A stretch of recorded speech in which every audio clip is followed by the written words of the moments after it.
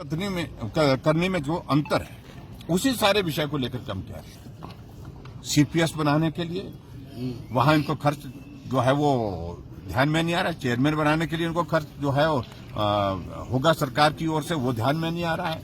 हमेशा एक ही बात रो रहे हैं, एक ही बात रोना कि भाई हमारे ऊपर लाइबिलिटीज है, गवर्नमेंट का जो फाइनेंशियल हेल्थ अच्छी नहीं है। तो हमें मालूम है, वो अच्छी तरह से मालूम है।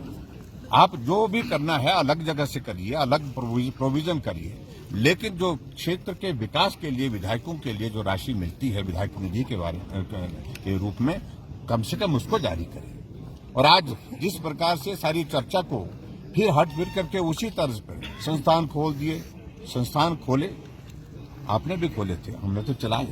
आपने तो संस्थान खोलने जो 6-6 महीने 8-8 महीने से चले हुए संस्थान वो बंद किए।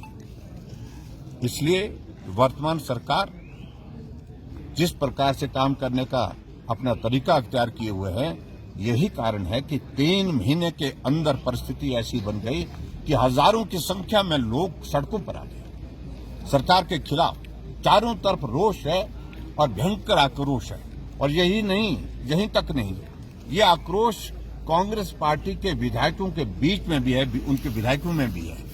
उनकी ही पार्टी के एक वरिष्ठ विधायक ने लिख करके दे दिया अपनी पार्टी के अध्यक्ष को, और मुख्यमंत्री के बारे में उन्होंने क्या कहा मैं उस बारे में कहने नहीं चाह रहा। ये परिस्थिति 3 महीने के अंदर आ गई। तो चारों तरफ एक निराशा का माहौल है और विपक्ष की एक भूमिका है, और विपक्ष की भूमिका है कि जहां भी जन विरोधी निर्णय होगा, जो भी निर्णय जनहित में नहीं होगा, हम उसके लिए विधानसभा के अंदर अपनी आवाज बुलंद करेंगे, हम उसके लिए अपनी आवाज विधानसभा के बाहर भी बुलंद करेंगे। इसलिए आज हमने जो नियम 67 के अंतर्गत जो प्रस्ताव दिया था, काम रोको प्रस्ताव, हमने उस पर चर्चा मांगी थी।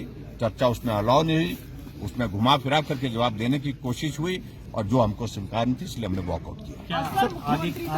आज की घटना है कि हिमाचल प्रदेश किसी सरकार का बजट सत्र का पहला दिन और पहले दिन ही ऐसी नौबत आ जाए कि विपक्ष को वॉकआउट करना पड़ जाए।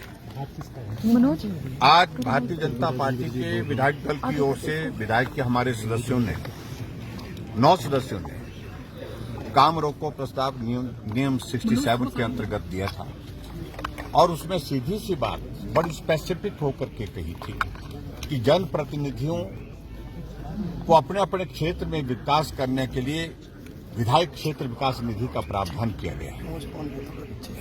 और इस विधायक क्षेत्र विकास निधि को भारतीय जनता पार्टी की सरकार ने लगातार हर वर्ष बढ़ाया। 1 करोड़ से इसको बढ़ा करके इसको 2 करोड़ तक पहुंचाया।